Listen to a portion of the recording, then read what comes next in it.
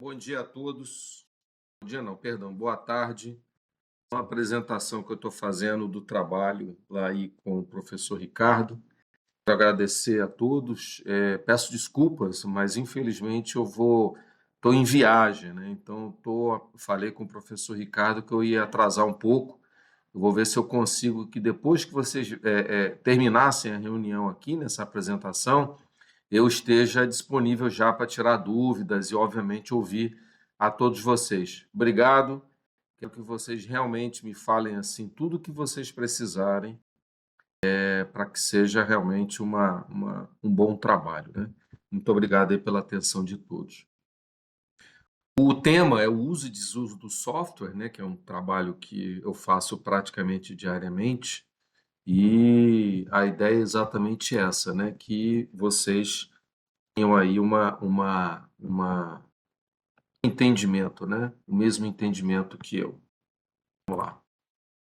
A agenda é simples, é uma introdução, alguns objetivos, áreas de crescimento, a linha do tempo e o resumo.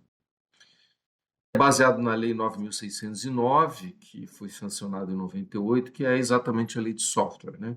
Ela assegura direitos, que é exatamente o que a gente trabalha, são direitos autorais, e os deveres daqueles que desenvolvem software. E a gente vai ver algumas coisinhas importantes aí e bastante interessantes. Toda empresa que vende, né, software, né, é baseada, obviamente, em tecnologia e tem obrigações, né, como inclusive os direitos de seus clientes a reclamar legalmente alguma infração que foi sofrida. A proteção de propriedade intelectual ela está colocada no parágrafo 2º do artigo 2º do texto da lei. E, obviamente, essa propriedade ela tem aí um período de 50 anos. Lembrando que quando você compra um software, ele tem uma titularidade de 99 anos. Então, você começa, obviamente, a contar a partir do primeiro dia e leva aí 12 meses, a cada 12 meses você precisa renovar o suporte, mas o software ele é seu. Lembrando que tem algumas particularidades que a gente vai ver aí na frente, aí vocês vão entender um pouco melhor. Por óbvio, você tem que colocar essa criação no INPI, né? Instituto de Propriedade Intelectual, e tem a proteção, né, dos direitos autorais dentro da lei de software, que é o parágrafo 3º, que assegura, né, que os criadores têm esses direitos aí sobre ele, né, independente do registro formal. Tá? Então, ele não está dispensado de registrar, mas é uma solução que você tem aí. E tem algumas coisas que a gente vai ver aí agora, né? Os dados do autor, né, e do titular do software, que podem ser pessoas diferentes ou empresas diferentes, a identificação e a descrição de funcionalidade do sistema, trechos e características que possibilitem sua identificação e possam assegurar a originalidade de sua criação. Esse termo originalidade ele é bastante interessante. Vocês têm que lembrar que software, você tem diversos, por exemplo, softwares que fazem edição de texto são originais, alguém desenvolveu, mas são literalmente parecido com outros, né? Uma coisinha ou outra são diferentes, mas você corta, cola, copia, faz diversos tipos de letra e assim por diante. Então, não tem nada de original, é meio que realmente uma invenção aí normal. Mas você tem um registro no INPI e ele garante que você não possa violar os direitos. Por isso, de vez em quando, essas brigas aí no mundo, quando você tem uma fábrica, por exemplo, como a Microsoft, disputando os softwares, por exemplo, daqueles que a gente chama de open, né? São os sistemas abertos que você, na verdade, desenvolve o básico e deixa aberto para todo mundo fazer esse trabalho em cima, né? O que não fere os direitos autorais? Você tem aí o artigo 6º, que é o usuário pode realizar uma cópia em apenas um exemplar para fins de cópia de segurança. DR é Disaster Recovery, né, que é recuperação de desastre, ou backup, né, em algum lugar. Ou um armazenamento adicional, desde que não esteja em uso, ou seja, você não pode usar a mesma licença ao mesmo tempo em dois equipamentos. Você pode usar um e depois usar o outro. Por isso esse DR, muitas empresas têm, o Disaster Recovery, ele na verdade ele entra em operação 1, 2 horas depois daquele principal sair do ar, tá? E você é uma situação que não pode ocorrer como ferramenta SaaS. O que é SaaS?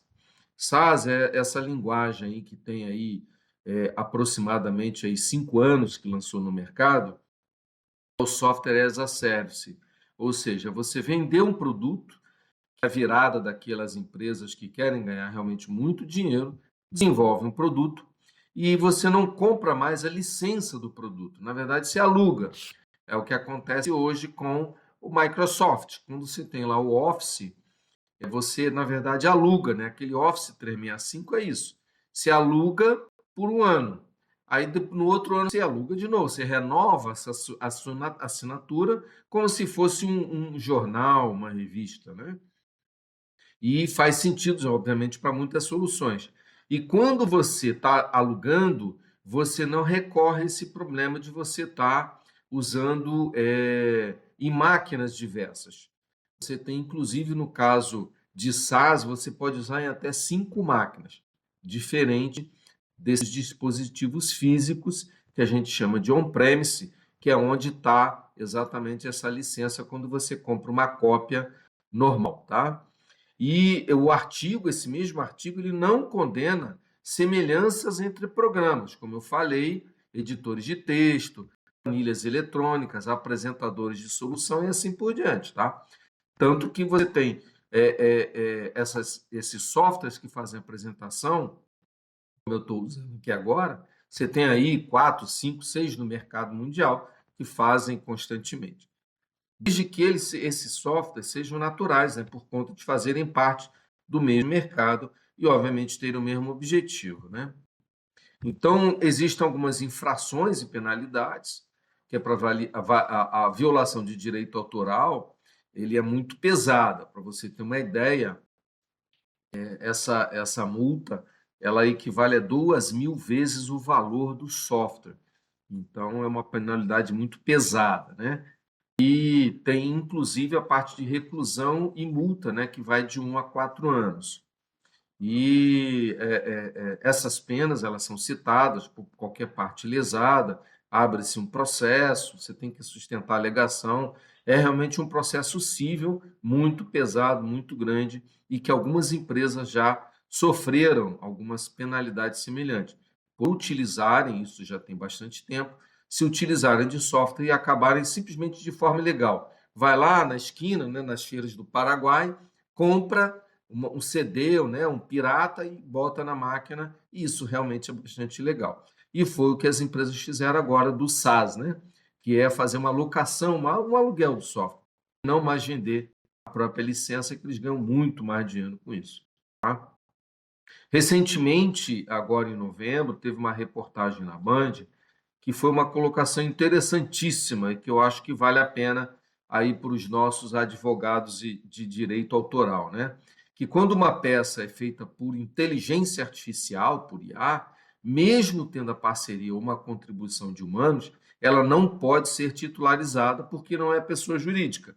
Então, se você trabalha em alguma coisa e faz algum desenvolvimento em conjunto com uma inteligência artificial, se usa da inteligência artificial, teoricamente você não pode colocar isso como um direito autoral, já que você não fez ele sozinho. Você se utilizou de uma inteligência que não apenas a sua. Mesmo que você seja titular, por exemplo. Você tem que colocar isso no mercado e a INPI não permite isso, né? Em resumo, né, o objetivo do artigo foi mostrar que muitas coisas ainda são poucos conhecidas, né? Ou não funcionam na sua totalidade no Brasil. Óbvio que briga é constante, né, sobre o assunto, já que a lei é para empresas públicas ou privadas, mas na prática a área pública ela sempre se utiliza de produtos não licenciados ou versões chamadas de open source. E aí vocês vão, ao longo do tempo, a gente vai estudando isso, né? Os fabricantes eles deixaram de seguir a regra de propriedade intelectual para seguir a regra de negócio, como eu falei, aluguel. E aí meio que meio que veta você a um custo baixo. Olha, vale a pena você alugar um software por ano, por exemplo, você paga 300, R$ 200 por ano, ao invés de você pagar 5, 10 mil reais por um software e você não tem condições. Ou seja, é um negócio e eles não brigam mais por isso, né? Eles querem que você se utiliza e não ficam brigando por isso. De qualquer forma, daqui a pouco eu vou entrar na reunião e agradeço imensamente aí a atenção de vocês, e a cópia e o serviço. Muito obrigado a todos. Forte abraço, a gente vai se vendo aí, tá? Obrigadão para vocês. Tchau, tchau.